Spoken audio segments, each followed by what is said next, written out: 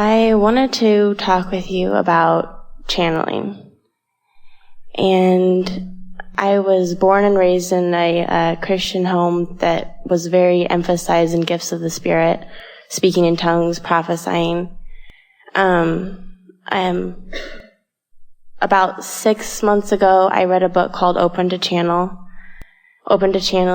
and I loved the book, and I did the exercises in it. And then about 2 months ago, I started listening to Seth Speaks, and on and off, when I was growing up, I would pray in tongues and experience that. And then a couple months ago, I was listening to Seth Speaks, and I laid down. I was just tired, and I wanted to relax and just relax my mind, just completely relax my conscious mind. And I felt my hand start to move, and I know it wasn't me moving it. And that was the beginning, and I started doing that more and more every day.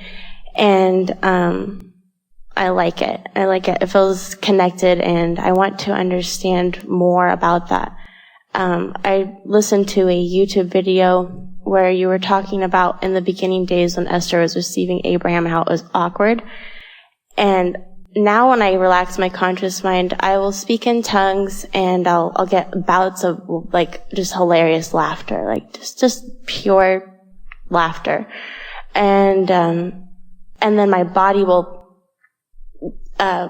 like convulse almost, not like a seizure or anything, but it's moving. And I want to understand more about it, and I want to understand why speaking in tongues, what's happening, and how I can have more clear English come out. There's been a few times when I'm praying that I'll say I love you, or it has to be, or it's done, or more, or a few things like that.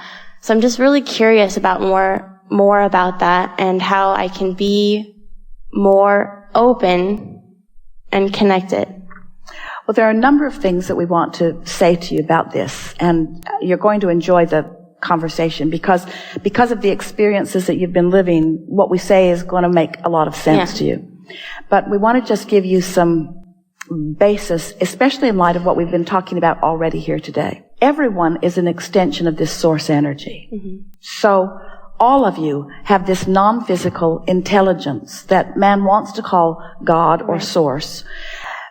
The thing that keeps people from not feeling personal about that is that they haven't known about managing their vibration, and so they're sort of all over the place vibrationally. So sometimes things happen and they get some insight. Mm-hmm. Relative to the subject of praying, we just want to start there, because there are a lot of people that are praying from a place of sadness or worry or desperation. Mm-hmm. And so even though they're asking with a lot of fervor, and Source is aware of them and flowing answers to them, the vibrational variance, because of what they're focused upon, is so drastic that they don't have any sense of the answers coming. They can't interpret them. Right. So again, we want to say what we've been saying all day here today, and we'll say a lot for a while, is that you want to get on that high-flying disc, and then that's why meditation quite often is the precursor to beginning to receive something. Because when you quiet your mind, you stop thought, and when you stop thought, you stop resistance, and when you stop resistance, your vibration raises. But in that quieted mind, you said you were resting, you said you were tired. But as you're resting with that quieted mind, even though the impulses of thoughts are coming to you, you're not queued up in a way to interpret or articulate. Esther says each time she stands in preparing herself to allow us to flow through her, she always says, I want to speak clearly your words. And what that means to her, it means so much. It's really a big statement, but it means I want to put myself in vibrational readiness so that when your blocks of thoughts come, I can interpret them. So what's happening in these beginning unfoldings for you is that you have an awareness of the block of thought. That's what speaking in tongues is. Yeah. It's a receiving of the energy, but it's actually a pure interpretation of the energy in this sense. we're not speaking words. Source is not speaking words. Source is offering knowing. It's like a radio signal that you are receiving the transmission of.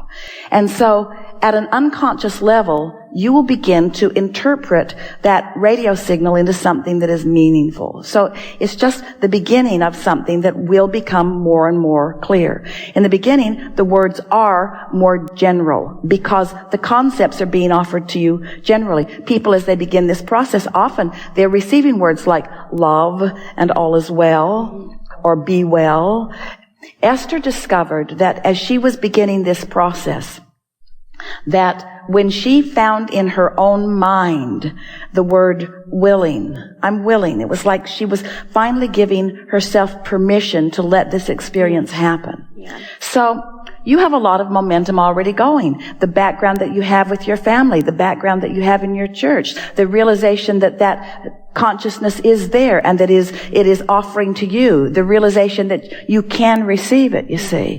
And it's true of all of you. You want to in varying degrees. We want you to know that if you've ever sneezed, you've channeled. And we've never liked the word very much because it means all kinds of different things to different people. When Esther first began this work and she was meeting other people that were doing what they called channeling, she was sure she never wanted to be under that label because it was really different from what she was doing. She saw, because of our explanation, she saw that she was tapping into infinite intelligence. And if she was in the right vibrational stance, that she could receive an impression that was so unavoidably clear to her. There's never confusion about what to be said. It's a point of clarity, and it just comes with a little bit more allowing. The thing that gets in the way of most people when they want to have this experience is that they try too hard. It's something that you want to allow to be, not something that you want to make happen. And the speaking in tongues is an indication of making it happen. It's like asking for dialogue before you're really ready at that unconscious level but we're not encouraging you to stop it. We're not saying that it is something that you should not do. We're just saying don't try to push it, just let it be. And then as the words begin to come, as you say they are beginning to come, just enjoy them as they come. And that momentum will become more and more and more until you'll feel this seamless conversation taking place. In the beginning, Esther worried. Jerry worried about it too. What if we gather a room full of people and Abraham doesn't show up? Or what if we gather a room full of people and Esther isn't in a place where she can receive them clearly? But in short order, they became aware that they had managed to carve out that path of least resistance well enough that there was not anything to worry about. And then they worried about the readiness of the audience. For a while, they were meeting only in Texas, and they were moving from mostly in the living room. In fact, we sat in that chair in the home seminars for quite a while. And then they began going to Dallas and Austin and so forth, going to a different city each weekend. And so a lot of the same people were coming to the seminars each month. And so they thought, well, maybe we need to have newcomers seminars, and maybe we need to have old-timers seminars. And it didn't work well because everybody wanted to come to all of them. But after a while, they began to relax and realize that law of attraction is gathering the audience. And law of attraction has gathered the non-physical components as well. And you, or Esther, or any of you who are in that place of wanting to be the interpreter, all you have to do is be on your high-flying disc and be in a place where you're not introducing contradiction into the mix, and then it flows. So the reason that it comes out speaking in tongues is because there's too much trying. Too much trying, too much wanting to make it verbal. Just let it be an emotional experience for a while. Okay. Let it be emotional communication. Let it be vibrational communication. And say to yourself things like, when the words are obvious, I will know it. When the words are obvious, I will know it. And just let it flow. So focus on just experiencing the emotion of it and just letting it flow. There's another thing that's really significant for you to know. Think how many languages are on this planet. Mm-hmm. So when you think of speaking in tongues, you might be trying to interpret in every language at the same time. But sometimes it sounds like... And that's sort of something that has been an ongoing momentum for a while. So what you might want to say is, I interpret and reason best in this which is my language. And it is my intention to interpret in this language that is meaningful to me. Set that as an intention from your high flying disc. And then also, everyone doesn't want to have this experience. Esther did not want to have this experience. She is fairly certain that if she'd seen this coming, she would have headed it off. Because it's just weird. Or in the beginning, that's what she thought. It's just weird. In other words, she doesn't try to explain to people, what do you do? I write books. There you go, yeah. She doesn't say, well, I get on my high-flying disc and I quiet my mind and I achieve a vibrational frequency that allows infinite intelligence to project thought to me, which then at an unconscious level I receive and I'm able to express. In other words, that's a lot for people to swallow. And yet everybody's doing a measure of it every day. So it's just a matter of relaxing into it. And you get to identify what part of it you want to play.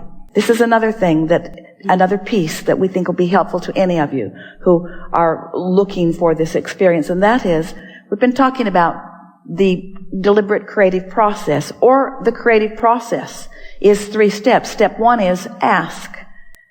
Contrast causes you to do that. You can't stop doing that. Step 2 is source answers. Source offers the vibrational equivalent of what you are asking for immediately. Step 3 is you must be in a vibrational place to receive it. So the thing about this is that when you have a question, the vibration of a question and the vibration of the answer are different frequencies, because you usually ask your questions from lower flying discs, don't you? I've got an issue, or I'm confused about this, or I want clarification about this. The vibration of a solution is a very different frequency than the vibration of a problem. So when you are the receiver, your work is step 3. The source will do the answering. You don't have to. You just have to be in the place of receiving and let someone else do the asking. That's what I was going to ask too, is would it be helpful for me to have, because right now I'm just trying to relax my conscious mind and get used to the disconnectedness. Enormously helpful in time. Okay. We wouldn't rush it. No. But what you can do in the meantime, yes, that's a good idea. But what you can do in the meantime is, as you're moving through your day and something occurs to you that you would like clarification of, make a point of noting that question. Write it down. Okay. And then say to yourself something like, when I have an opportunity, I'm going to sit and receive the answer to that. Not when I have an opportunity, I'm going to sit and ask that question again. No. Because when you sit and ask that question, it puts you in the vibration of the question. So I'm going to wake up, I'm going to be on my high-flying disc, and I'm going to receive clarification about that. And as you make a deliberate distinction between the asking within you and the receiving within you, you'll feel clarity coming too. Yeah. So if I was to receive the answer in a verbal format, would I remember it after, or do I need to record it, or how does that work? Well, you'll have a sensation of it. You'll have a sense of it. It's nice to record it, because then you can listen back, because when you're in that receiving mode, it is a different point of awareness from your point of view. But we're speaking this to all of you. Esther has been noting how it's like the universe will set her up for a question. And then at the perfect time, the universe will deliver the answer to that question. And it's usually hours later, or a day later, or some other time than when the question is active. So just begin noticing that once you're identifying what it is you want to know, how this clarification is coming to you. The answers are streaming to you all the time. All the time. Yeah. Be easy about it. And be playful about it. Okay. Yeah. Enough? Well, can I ask one more? Certainly. Okay, it's about what is happening when I'm speaking in tongues. Is it possible that I am releasing my own resistance on an unconscious level, or the resistance of somebody that I care about? Because that's kind of what it feels like is happening. We wouldn't make a big thing about it, but we would acknowledge when that begins to happen. Try just focusing on the idea that you want meaningful words to occur to you. We don't think that it's that you're releasing resistance. We think that it's an indication of resistance. Okay, that makes sense, yeah. And so when the resistance is gone, then clarity will be in its place. It's a really good thing.